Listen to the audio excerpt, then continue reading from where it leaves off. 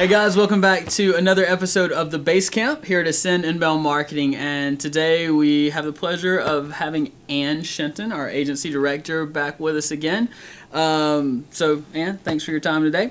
Of course. Yeah, we're gonna talk a little bit about something you've really been getting into lately, and I'm excited because I know you're gonna drop some knowledge on us in a minute with some of the new HubSpot features and stuff like that in this regard, but we're going to be talking about some accounts-based marketing. What it is, come from kind of a bird's eye perspective, and then maybe some ways and things about it that how it can strategically help your business or organization. Right. So account-based marketing is a type of marketing that is particularly useful for certain business-to-business organizations. It is helpful if you have a finite number of customers that you can serve, and if your offering is a big ticket offering. So, your customers are spending tens of thousands of dollars a month or hundreds of thousands of dollars on a project, that kind of thing. You only need a certain number of customers to make a thriving business in that case. So you want to make sure that the ones that you're targeting are who you really want to work with. Sure. And so ABM is all about setting that perfect target customer profile or ideal customer profile. And you're looking at things like really what defines your ideal customer. So you might look at things like their annual revenues, their geography. So if you only service a certain geographic area, you're only going to be looking at businesses in that area. You might look at certain industry verticals. So if you service the healthcare industry, you're only going to be looking at hospitals or doctors' offices of a certain size, of a certain revenue size, that kind of thing. And build out a list of identifiable target customers. We call that the total addressable market. So that is your total pool of customers that you could service or would service. So that is your total addressable market or your TAM. And then, you come to that database or, list of customers through defining your ideal customer profile. So again, like going back to defining those features like revenue or industry, et cetera. So HubSpot has released some features recently that are geared towards account-based marketing. So as of us talking today, which is in February of 2020, these features are in beta, so you can get access to them, but you need to reach out to support to get them. And quite honestly, they're not necessarily like new software features or add-ons. I'm sure that will come with time, but for now they're basically workflow templates and properties that you can have imported into HubSpot. They're still really helpful, but it's not necessarily anything you couldn't already do within HubSpot. It just helps you take care of some of that legwork. Yeah.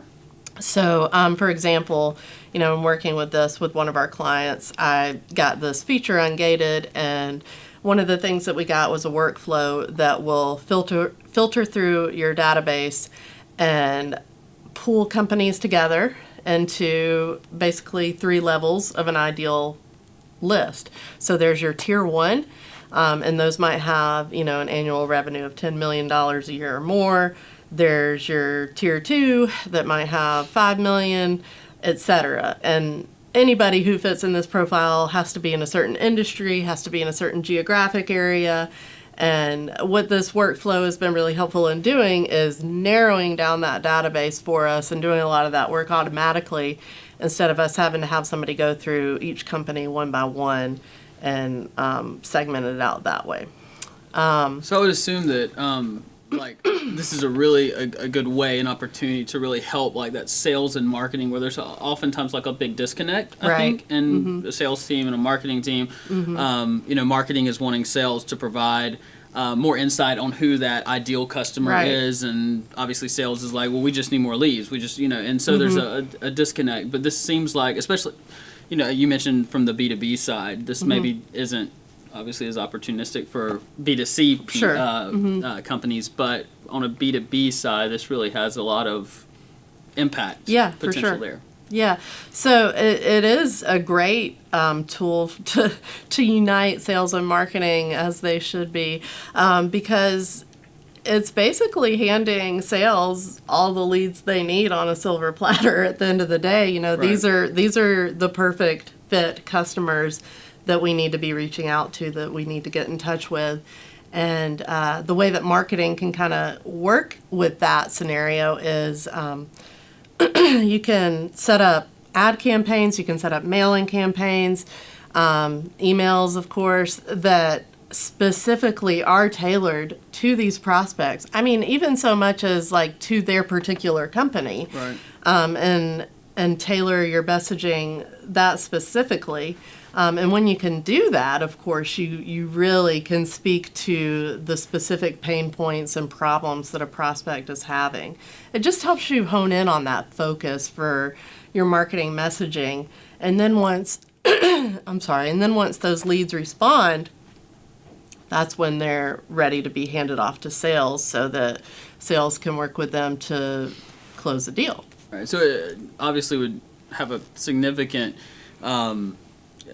help with your measurement of your ROI as well. Yeah, right? Absolutely. Yeah. Yeah. So again, you know, you have your pool of your TAM that you can work with.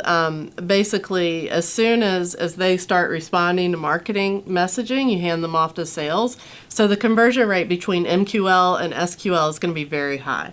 And then from that point, you know, since the messaging is so tailored and so specific to what they need, it should be really not that difficult, as long as you have a good sales team in place, for them to close those deals, and the ROI would definitely be demonstrated. And I guess it would be really great for existing clients as well. So companies that, you know, already have these big ticket clients that are B2B and, you know, helping maintain that relationship and stuff like that from enablement sales. Yeah, that's a good point, you know, especially when you're talking, of course, upsells and cross-sells, but then even referral marketing can come into play with that as well, making sure that, you know, you're reaching out to your existing customer base periodically and making sure that they're happy with you and the work that you're doing and that they don't need anything from you at the moment, and if they do, what you can do to come in and facilitate that.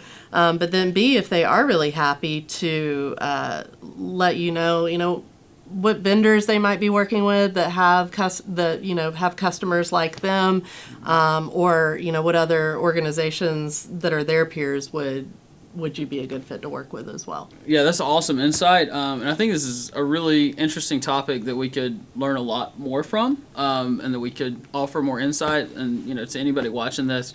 So I have some more questions I'd love to learn more about. So maybe we can actually just do a part 2 of ABM coming next week.